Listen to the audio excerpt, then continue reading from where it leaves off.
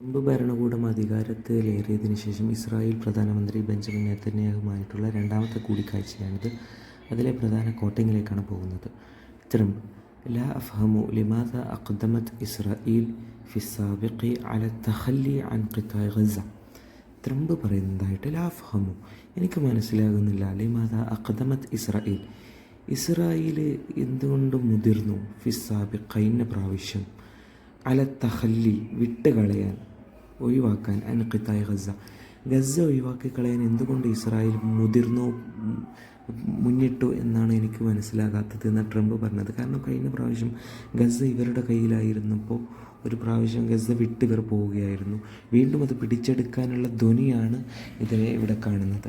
രണ്ടാമതായിട്ട് നെതന്യാഹുവിൻ്റെ കോട്ടിങ്ങാണ്. ഗസത്തുൻ മക്കാനുൻ മുഗ്ലഖുൻ മുഹാസുറുൻ വലസ്ന മൻ നുഹാസുറുഹു.